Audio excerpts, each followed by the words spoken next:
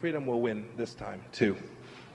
As President Havel once reminded us, we must commit not to live the lie, but to live in the truth. And here's what's true. China's world dominance is not inevitable. We're the authors of our fate. Free societies have always been more attractive. Your people know this. Our people do too. And here's the best news of all, from all of that. The resolve of freedom-loving people all over the world is to defend their way of life, and it is growing. I see it every place I go. Americans now recognize that the CCP, which is totally separate from the Chinese people, threatens their values and their way of life. Both parties in Washington agree on very little, but on this, we all know what we're up against. Well, my visit is completely consistent with the U.S.'s long-standing one China policy and is completely consistent with the precedent of senior-level engagement between the United States and representatives of Taiwan. What the Communist Party of China should be more focused on is getting more transparent, more open, more collaborative on COVID-19.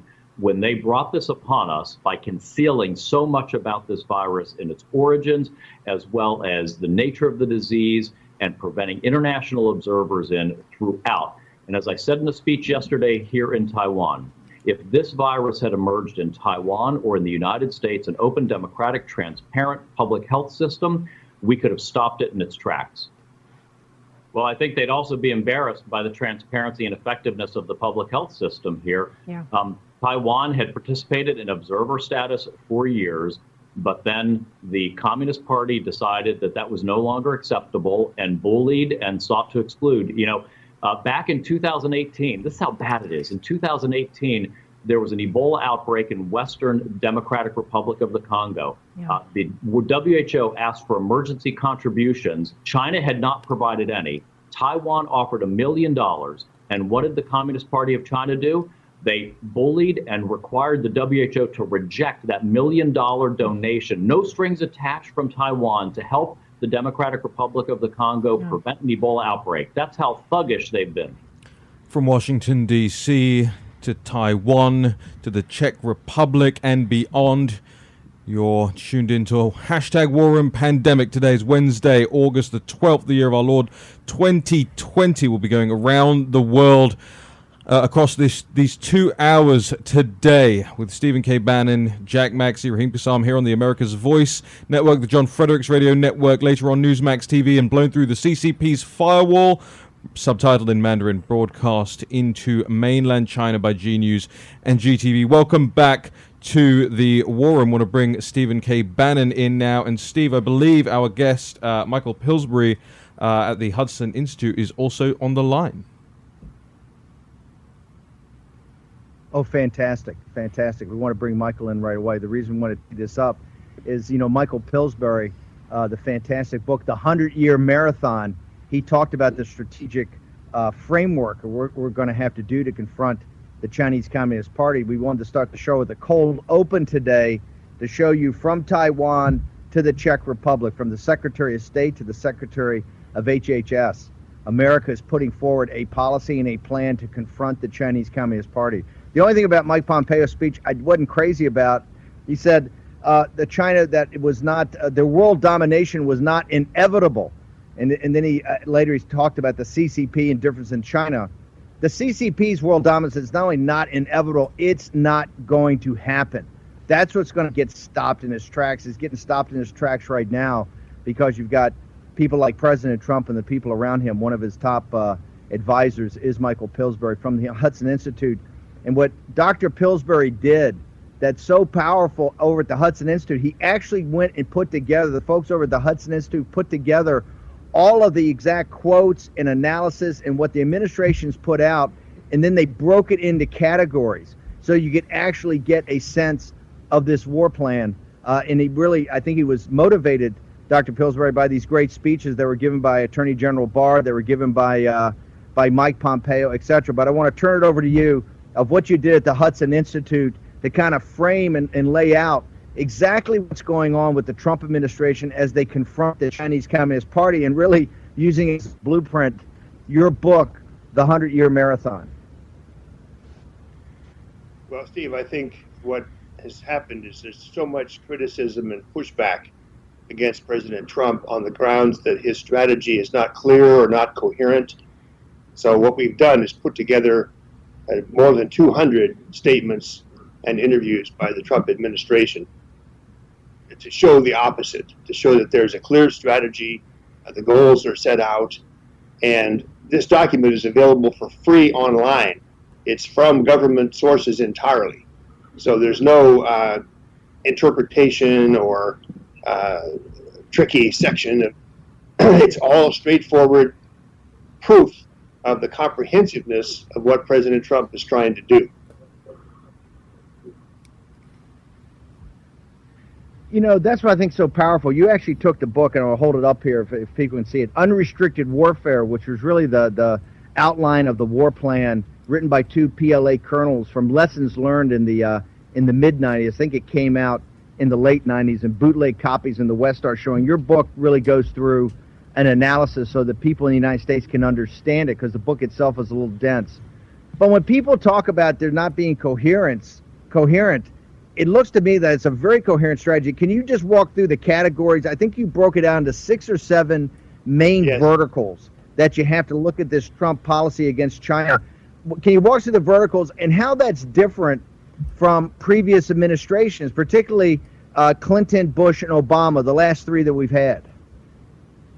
Sure. The first example of a category is the president's own comments, either in live interviews or on tweets, where he lays out, as you know from working for him, Steve, he's got a very vivid way of presenting things, often very brief and clear. He doesn't like to give 10-page speeches about China. So the first section, the first category, is what the president says in his own words about what he's trying to do with China. And one really vivid example is the concept that China is going to surpass us economically and technologically, and that this would have happened if Hillary had been elected president. He feels very strongly that the measures he's taken in the last 3.5 years have turned around this Chinese ambition to surpass us. And he's gone into detail in a number of television shows about just how close it came. Now, this is going to break the hearts of people who believe China is in a near-term collapse situation, because it shows the president just does not think that. He does believe that it came very close to China surpassing us. That category is not picked up by his cabinet members. In other words, one advantage of this document is you can look at something the president has said, and then you can check to see, well, did Steve Mnuchin or Larry Kudlow or Jim Mattis or Rex Tillerson also say something about China is about to surpass us? Thank God for President Trump, because now it's not going to happen. The answer is no. The president says a lot of things that are not echoed by other people in his administration. That's one of the first findings of this study. A second category is technology and the tremendous effort to stop technology theft by China. This is probably the most dangerous path we were on, is either giving away our science and technology because of more than 100 agreements, Steve. And here I have to criticize you, Steve.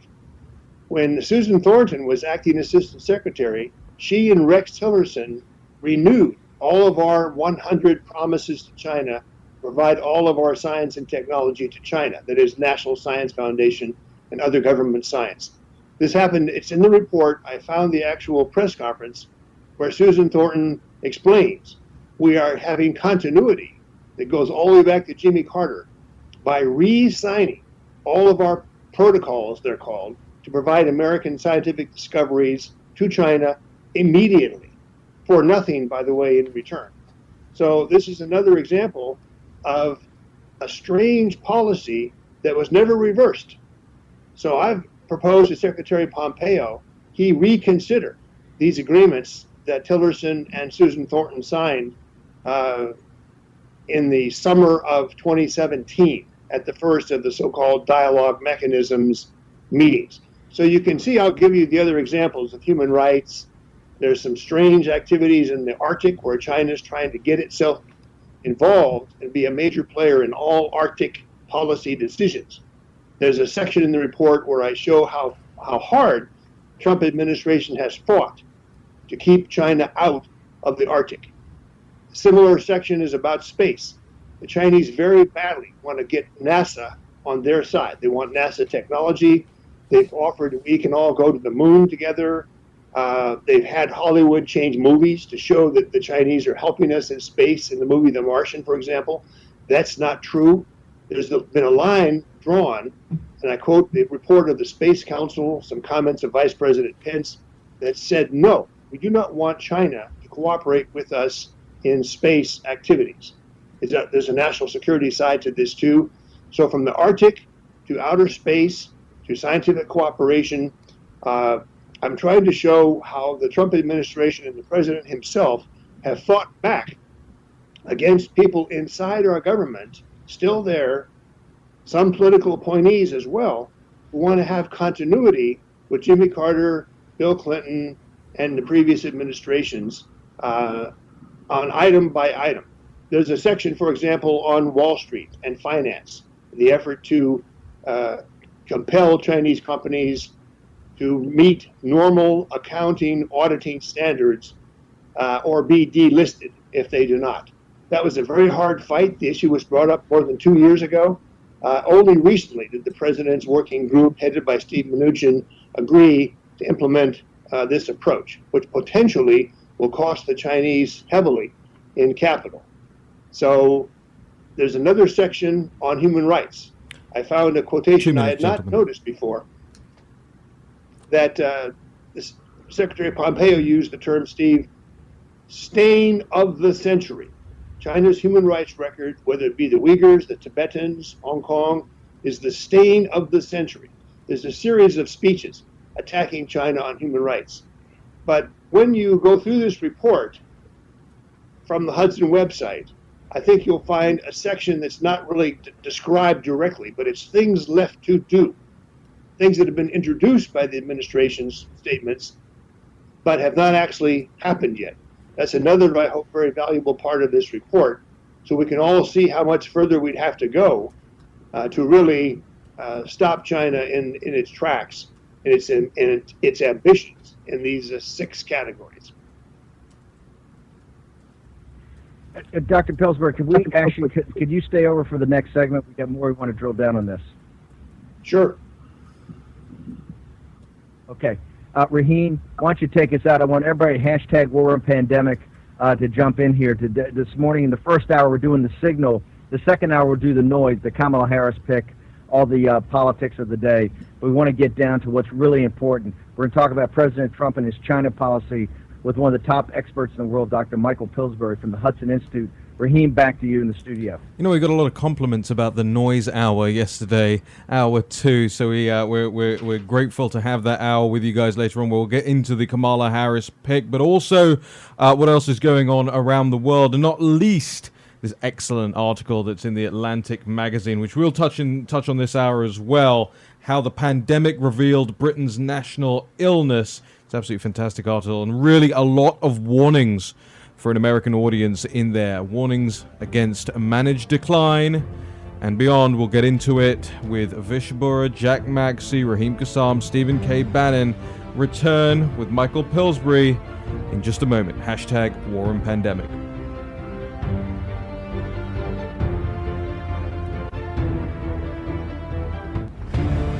War Room Pandemic with Stephen K. Bannon. The epidemic is a demon, and we cannot let this demon hide. War Room Pandemic. Here's your host, Stephen K. Bannon. 2020 has been a gut punch to American business, and if you're going to succeed, you need every possible advantage.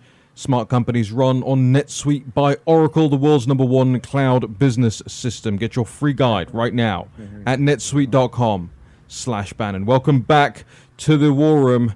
Jack Maxey, Raheem Kassam, over to Stephen K. Bannon.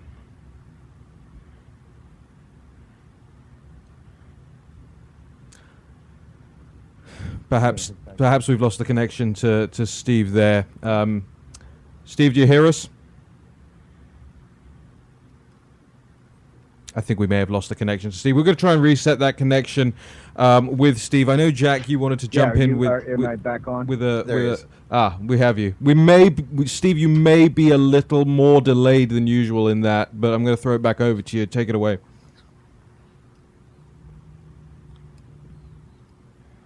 Yeah. Hey, is Dr. Pillsbury back on? It looks like we had a little technical problem in the war room. I want to get to Dr. Pillsbury. He's the author of the 100-Year Marathon. It's a seminal work that I really think started changing many people's attitudes and understandings of what the Chinese Communist Party was trying to do. Dr. Pillsbury is over at the Hudson Institute. He's one of the advisors of President Trump in this entire process of the trade deals and really the confrontation with the Chinese Communist Party. Dr. Pillsbury, you wrote in the book, it's a 100-year marathon. It's not a sprint. Right. President Trump's kind of changed this whole of government approach to the Chinese Communist Party? Is this a speed bump in their 100-year focus on world domination, or do you think this is basically a tectonic plate shift, and this is throwing the Chinese Communist Party off of their move to actually dominate the Eurasian landmass and then dominate the world? Steve, I follow their reactions to the Trump administration fairly closely. There's been quite a sharp change. The first 2 or 3 years, I would say it was more of a speed bump. They were not worried about President Trump's strategy slowing them down. Over the last 6 months, though, they've started to become more worried. I think they very much hope that Biden and Harris will win. In a way, the president joking a couple days ago that if Biden wins, you'll have to learn Chinese because they'll own us. This is also the Chinese hope. So they've watched the Trump administration formulate its strategy and begin to take concrete measures. But I don't think they're panicked yet that they're going to lose. In fact, the sense of confidence, even arrogance, it still comes out of the Chinese media. As recently as the last couple of weeks, they're still talking about what's going to happen in a very optimistic way for China. So this could be bluff, this could be a lie, but they're basically pinning everything on the growth rate, that China's growth rate will surpass us a lot this year. The World Bank says we'll be minus 6%, China plus 1% for all of 2020. For next year, even better projections for China.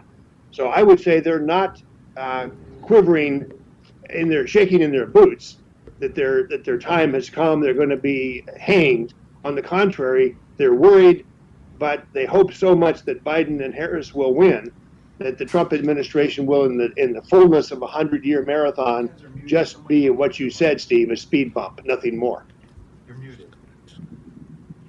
Dr. Pillsbury, we pride ourselves in doing tomorrow's news today. You know, we've been ahead of the pandemic, ahead of so many things that have happened in this. And we talk about the signal versus the noise. The power of your book was the signal, and I think it's why it shook up so many people. You've seen polling come out, you know, recently from Pew Institute and from all these stellar organizations, you know, not right-wing blog sites, but stellar institutions said the American people have now had a fundamental shift in the way that they think about China, and particularly the Chinese Communist Party, as really not just a potential threat, but a real threat. And given all the information they're finding out on a daily basis about the pandemic and about this virus, this new book, I know it's not in English yet, by Dr. Giuseppe Trito, who's the president of the Biomedics Institute for UNESCO, came out. He's got this book in Italian that literally says, "Hey, this came out of the lab in Wuhan, and it was man-enhanced or man-made." Given the fact that people are starting to shift, and particularly as you and others who are experts do more and more media and more mainstream media and get into on the CNNs and the MSNBCs and get into the New York Times, do you think that this is now something that is, regardless of whether Biden and Kamala Harris win, that we've had a shift as far as the country goes? And so the one thing that we kind of agree upon is the CCP in China has to be confronted somehow, maybe across an array of activities. Obviously not, no one wants to slide into kinetic war, but that a Biden-Harris administration is only going to have so much bandwidth to fundamentally undo what President Trump and the Trump government has done over the last 3.5 or 4 years? Steve, I think behind the polls, behind the shift toward China as a threat, which is widespread around the world and as well as in our own country, behind all that is the military balance of power. And what the Defense Department has been saying, and the intelligence community as well, about the shift in the balance of power. If you go back, say, 20 or 30 years in Andy Marshall's office of net assessment, where I used to work, we were quite positive that China simply could never catch up with the United States. The book you mentioned, Unrestricted Warfare, was kind of a shock, but the consensus at the time when the book was published, well, China may have these dreams, but they'll never be able to implement them because their economy will collapse, they'll never grow. If you fast forward 20 years, what you find now is weapon system by weapon system. Navy, Air Force, Army, we are outranged by the Chinese. It's what's called, the Pentagon likes to call overmatch. The overmatch used to be in favor of the U.S. side. That's no longer the case. The Chinese have a larger Navy than we do. Most of their air-to-air systems or their surface-to-air systems, their cruise missiles, have a longer range than the munitions of the Pacific Command. There was a hearing a few months ago where the senators asked several 4-stars, do we have enough ammunition if there's a war with China that lasts longer than a few days? You know what the various admirals and generals said, Steve? They said, we'd like to address that this afternoon, Senator, in a closed session. So anybody watching the show thinks, wow, we lack munitions for a serious war with China? So the military balance shifting, to some people, they don't understand what that means. Now, there's going to be a war, so why should I care? But the military balance, one of the findings in net assessment over the last 4 decades was countries' leaders know what the military balance is of their country against another country. It's in the back of their heads. They get briefings on it. They follow it. It's almost human nature to be competitive and know how you're doing.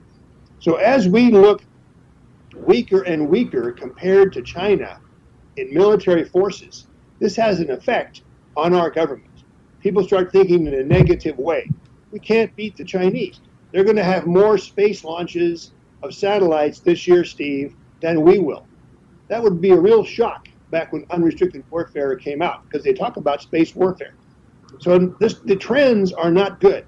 And what Andy Marshall taught us in that assessment is focus on the trend.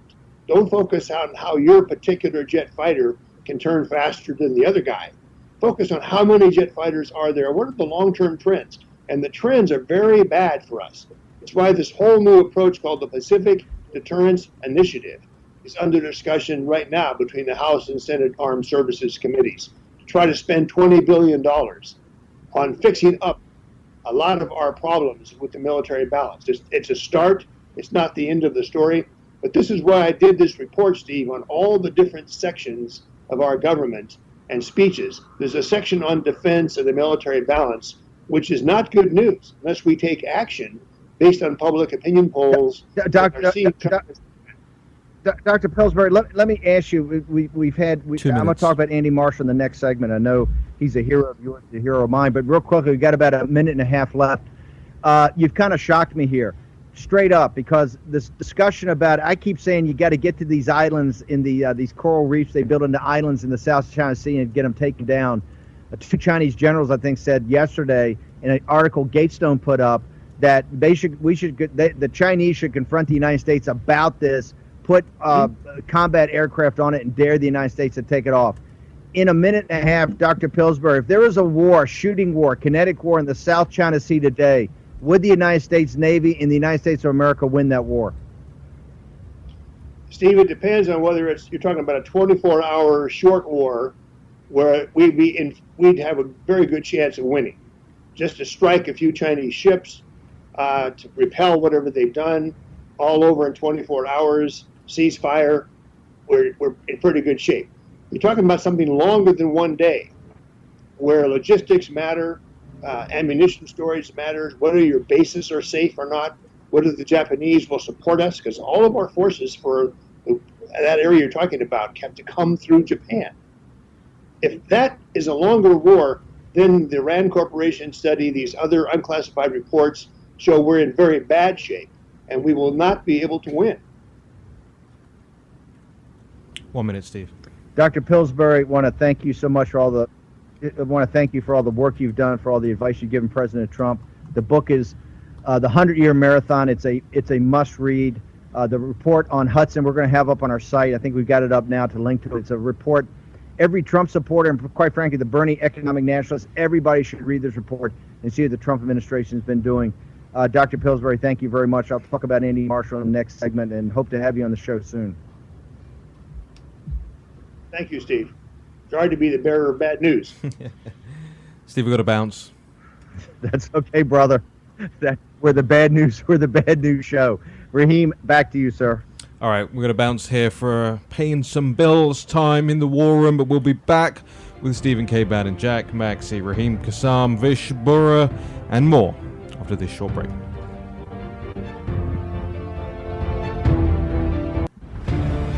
War Room Pandemic with Stephen K. Bannon. The epidemic is a demon, and we cannot let this demon hide.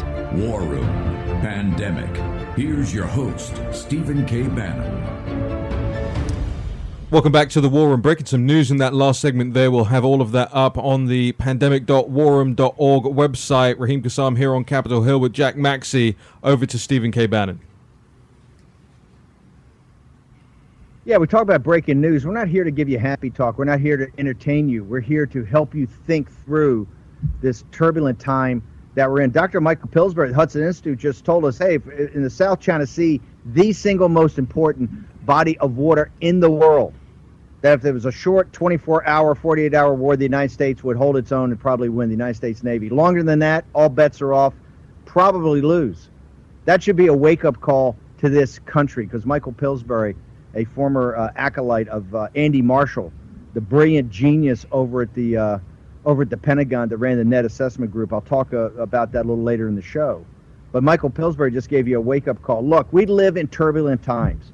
The people that are going to see us through this, the vanguard of that, are going to be entrepreneurs. If you're an entrepreneur, you need NetSuite by Oracle. It's the software package that pulls everything together. If your company's $1 million to $100 million in revenue, you need to go to netsuite.com/Bannon, Bannon today. Get your product tour and get the 7 action steps every entrepreneur should be taking. $1 million to $100 million. Get on top of this today. We say this because they're a sponsor, and we select our sponsors of people that can help folks get through this fourth turning, these turbulent times. So go there to netsuite.com today. Jack Maxey, over to you. Hey, listen, we are super pleased once again to have Mark Simon on today, who's going to talk about what's been going on in Hong Kong. He's the publisher of Apple Daily. Now, people have been following this show. We know that Jimmy Lai was arrested yesterday. He's the owner of Apple Daily. He was arrested over the weekend, released, I believe, just early this morning. Correct me if I'm wrong, Mark. But what was so beautiful to me, and I want Mark to talk about it, the people of Hong Kong showed themselves to just be incredible soldiers for freedom, and they went out and they purchased 700,000 copies of of the Apple Daily yesterday. Normal publications 50,000. People are inspired. I want the whole world to be thinking about what's going on in Hong Kong, and also I don't know, Mark, maybe you could talk about it, but I guess Jimmy Lai is doing a town hall this evening that I think people should really participate in. But welcome to the show, and I hope that you're going to give us some positive news about what's going on in Hong Kong. I was so relieved by your tweet earlier that they had all been allowed to go home. Thanks for being on the show, Mark. Mark, you there? We've lost a little connection with Mark, but... Well, I think the audience may be able to hear him, but in the studio at least, Mark, we don't have an audio feed, and we don't have a feed from Steve at the moment either, I don't believe. Steve, are you still with us? Yeah, we've got a little bit of audio trouble here in the studio. Well, let's talk about it then. We'll catch up right here. I mean, we'll get the connection done. We know that the CCP does not want this story to be out there. That's about right. But we're going to make sure that the story does get out there. The inspiration of the freedom-loving people of Hong Kong really should be a wake-up call for the whole world. I was very touched when Tseng Kwan... So I don't believe we have... Do we have studio audio? Do we have guest audio? I think we're trying to figure that. No feed from AVN at the moment. We're trying to figure that out right now. Yes. Okay. In the meantime, Jack, go ahead. No, I just think that what was so inspiring, we saw Jimmy Lai said, "We shall continue. Let's continue. We have the backing from Hong Kongers, and we should not let them down." I mean, this is a man, we talked about it yesterday, a true fighter for freedom. He's been at this for 31 years. If you want to see what the image of moral courage is, take a look at Jimmy Lai. And there are two kinds of courage. We've talked about this before. There's physical courage and there's moral courage. Between the two, moral courage takes much more grit because it's not for a moment in time. It's not for an afternoon. It's every day. Living your credo, living your mission.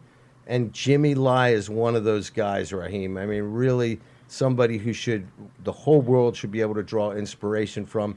And let's remember, Jimmy, in his own words, says that he draws inspiration from the Hong Kong students. Just for the people who haven't been following this, which includes me, by the way, I haven't been following this letter by letter. What exactly has happened here? Because we a lot of people were concerned that these people would never see the light of day again, that there was going to be an extradition attempt to the mainland, show trial, and spend the rest of their lives locked up. But the good news is that people are home now. Yeah, well, they're home. They had to pay a fairly significant bail and then a surety bond, but they're home now, and they're still in the fight. But they're not out of danger. And one of the things that we have to remember about this new security law, every person on planet Earth is theoretically under the umbrella of this law.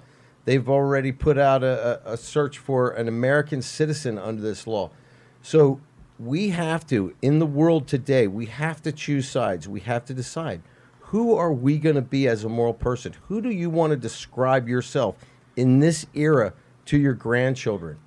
Because that's what it comes down to. This is a fight between light and darkness. And what was so beautiful yesterday, there were multiple pictures all over the web of people would go into stores in Hong Kong and buy the entire stack of newspapers to give them out on the street to people. There was one person who bought a stack and he taped the receipt to the stack with a note to let everybody know that he was a law-abiding Hong Kong citizen. These are the Chinese people who we are going to liberate together with this alliance of liberty, these free people of planet Earth coming together for a moral cause that we can all be united in. I think we can now reconnect with our guest here, Mark Simon. Mark, do you hear us? Still nothing, unfortunately, coming out of the studio here. This is obviously, and I do believe the frustrating part of this all is I do believe that the audience can hear the guests, but we in the studio can't hear the guests, so it's quite hard to conduct an interview that way. So we'll bring this back as soon as we possibly can. I couldn't imagine who would be trying to disturb an interview like this from taking place today, Jack. Well, but here's the thing, people. There is this tide that is rising around the world. People are fed up. They realize that they cannot be complicit in this crime against humanity, which is the CCP, the shadow of evil that is creeping across the world.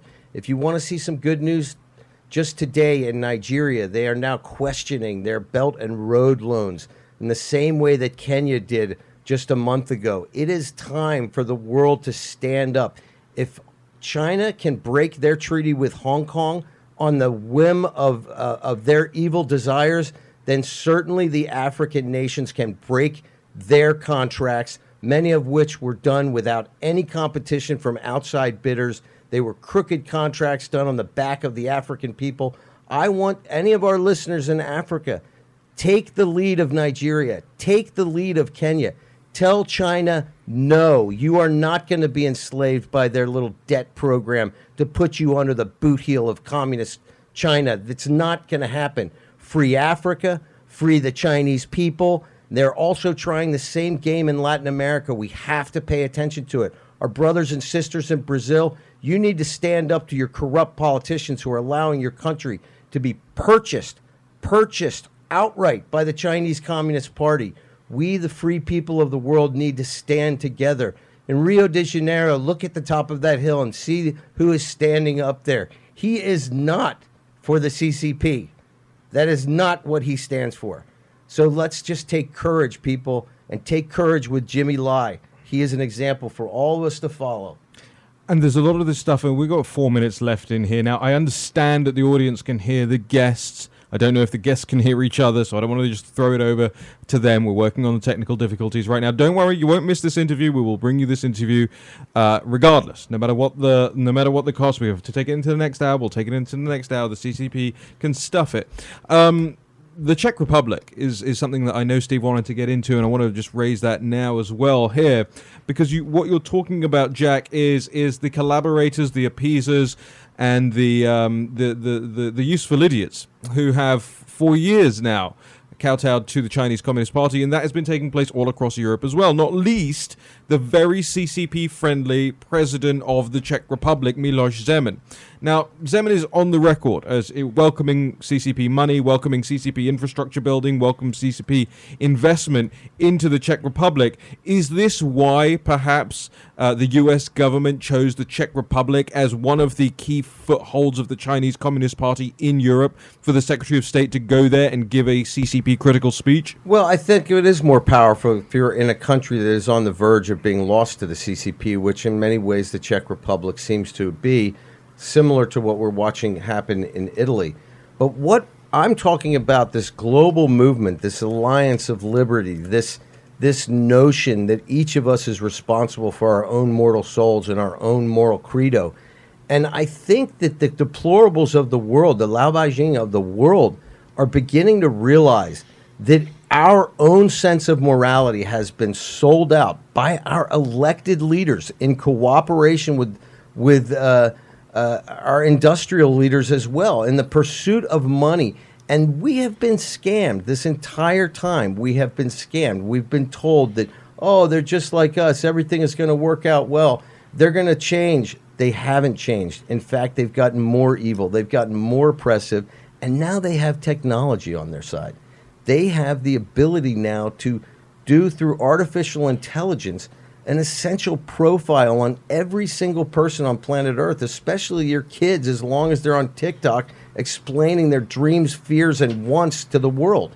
This is danger like we cannot believe. I've brought it up many times. I'm constantly reminded of Churchill's words after the escape from Dunkirk, where he says, if Great Britain fails, then the USA fails, the world fails, and the world may be launched into a new dark ages made prolonged by perverted science. What we have today, the Nazis could only have dreamed of. People, this is a moral fight that you want to be part of.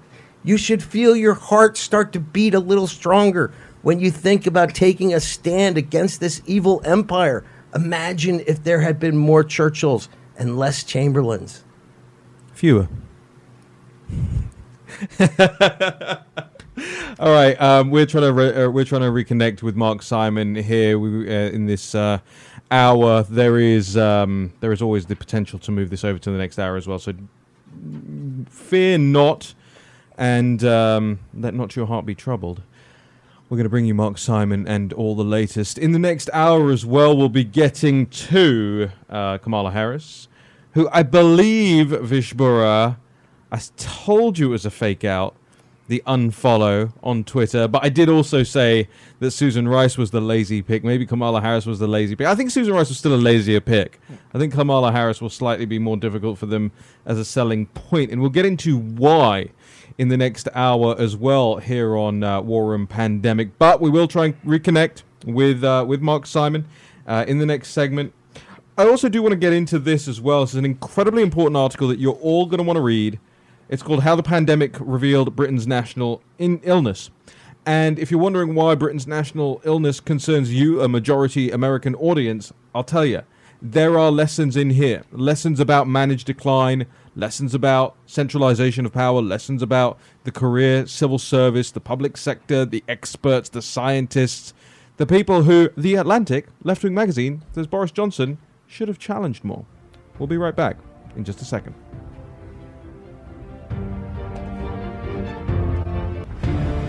War Room Pandemic with Stephen K. Bannon. The epidemic is a demon, and we cannot let this demon hide. War Room Pandemic. Here's your host, Stephen K. Bannon. Well, welcome back to the War Room. We're reconnecting with Mark Simon in this segment following the gremlins that we had in the last. Somebody commented, by the way, guys, in the live chat on YouTube that our producer must be a Soros plant. So is it producer Jack, is it producer Vish, or is it producer Dan? And if it's producer any of Vish or Jack, then Dan is their boss. You got to take ultimate culpability for this either. It's like asking an undercover policeman, by the way, right? If you ask them if they're a cop, they got to tell you they're a cop, right? So which one of you is the Soros plant? All right, Jack, I want to throw it back to you and Mark Simon here. All right, since we like to pass on good information to our listeners, let's clear something up. If you ask the police officer if he's an undercover police officer, he is not required to tell you, okay? So correct. Keep yourselves out of jail, okay? Don't follow Raheem's advice. Listen, we're so happy to have Mark Simon on. I know I tried to go on a little rant concerning Apple Daily and Jimmy Lai and what's at stake here for the whole world. But, Mark, we want to give you as much time as you can to talk about what's going on in Hong Kong. So thank you for coming on the show. Hey, thank you for having me. I mean, I sympathize with technical problems. Look, the situation in Hong Kong that happened the other day is basically, I think what really triggered it is the heavy hand of the government when they came in and you saw this really army of policemen. I mean, I stopped counting when we got to 120. My people told me it was closer to about 200. They marched in, they brought Jimmy out, and somebody told me the best story. They said it looked like a Robin Hood movie where basically you had the sheriff of Nottingham and all his soldiers handcuffing him, leading Jimmy around, but everybody on Facebook, everybody every place else on Jimmy's side. In other words, you knew who they sympathized with. You could see it. At one point in time, we had 35,000 people live in Hong Kong watching it. This is people coming in and out. And what happened is there was this spontaneous eruption of support. Now, just so you understand what they did, they didn't arrest journalists at our place. They got one guy, he's our senior really content person, Kim Chung-hong, but he's also our CEO. They took apart our management. That's why I was targeted too. They're basically trying to crush the company through crushing us through it. They froze our personal bank accounts. They're making life very difficult for us. The senior management is now in a situation where everybody's been indicted. I mean, everybody's been charged. So how do you talk to each other? In other words, it's constantly they're making it very difficult. They know what they're doing. This is completely Beijing inspired. You can see the heavy hand of it. It's not that I'm a criminal for your listeners to know, but the Chinese have been there since 1997. I have been to speak with the police or the Independent Commission Against Corruption more than a few times. And generally, they just make a phone call. In other words, if you wanted to see Jimmy Lai, it was quite easy to see Jimmy Lai. Pick up the phone, call him. He'll happily drive down with his lawyers and meet you. They wanted to make a statement. They did it. Here's the great thing that you were talking about. We usually print about 90,000 copies a day. Print is dying, and we're online. And what happened is our people decided to go with 500,000 copies, which immediately when they told me they were doing that, the businessman in me was like, oh, God, what are we doing? But those copies flew off the shelves. You told that great story about the guy who basically bought it. He bought 100 newspapers, and he put the receipt on there because he said, hey, I don't want people to think they're giving these away. I paid for them. I paid for these papers, okay? And I'm giving them to you. And they flew off the shelves. We were really out by about 10 a.m. We had a line in one distribution center. A distribution center. People, you know where a distribution center is located? It's in the gutter of an industrial district. And we had over 800 people lined up at that industrial center that came down at 4 in the morning to get the paper. And then they did the most remarkable thing is all of a sudden somebody got the idea, hey, I'm going to show these guys what we think of their stock, of what we think of them. Yes. Okay? So we're going to buy their stock. So we had people buying our stock price. And it was all over the internet. It was all over, and this was led by a young activist group that probably they're all in their 20s. And people went out, and I heard from friends who said, Simon, you know what? I just bought 1,000 shares of your stock. Now, so your audience knows, that 1,000 shares of stock, probably when they bought it was worth $75. But what? And you know, I'm not guaranteeing the stock price will always go up, because of the way things happen. But that was a message they sent. What do the communists do? What does the government do? Last night, I'm up for 3 hours because they have the government, the SFC, send me a note quoting pro-China papers, not just pro-China papers, but the worst of them, insinuating things about the stock price move and making us answer the questions. So one of the things that I'd say is, if you talk about how communists ruin things, the hardest thing to ruin is the financial community. It really is, because those guys will, Steve can tell you, they'll put their head in the sand till the end of time. And people couldn't believe it. They couldn't believe the Hong Kong Stock Exchange was actually sending out questions based on essentially communist papers. That'd be like sending an American company in the 1970s questions we read in Pravda today, and so we'd like you to answer. It was ridiculous. But I think people should take heart. Look, it's a long fight in Hong Kong, and it's going to be a long fight against these guys. I used to work for the Navy. The Michael Pillsbury thing that you had, boy, that's a blockbuster. I feel bad about following him. That's like following a huge lead act, because that's big news. But the thing that people don't understand is it starts everywhere with these guys. They're insidious about everything. They constantly think they can buy people. They constantly think they can buy people. And that brings me to Jimmy. That brings me to Jimmy. The issue with Jimmy has always been one thing and one thing only. He will not bend. And if they can't bend him, they can't break him. Look, he's under indictment now.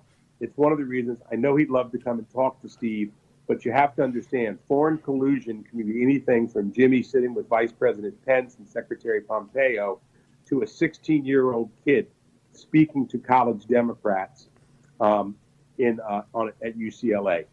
Those charges are all in between them. That's how wide this law is. So he's being a bit cautious. I hate to say it about what he's doing. I love you guys for having me on this. Mark, I know you've got to bounce, and I know you've got to understand how insidious they are. Mark, I know we've got to bounce as well here for the break, and I know you've got to bounce, but we'd love for you to rejoin us if you can at the bottom of the next hour, if you have the time. Yeah, it's just really important, Mark, for our listeners to hear what's going on in Hong Kong, because Hong Kong has been like kind of the flashpoint for global understanding of what's happening really with the CCP. So if you could hang around, that'd be awesome. Yeah, we'll try and reconnect with you afterwards. Mark, Simon, there you go. Thank you so much, by the way, for being patient with us, and thanks to the audience for being patient with us while the CCP gremlins were knocking about in our system. We'll be back with more War Room Pandemic, Kamala Harris, TikTok, Facebook, lead stories. Remember them? More after the break.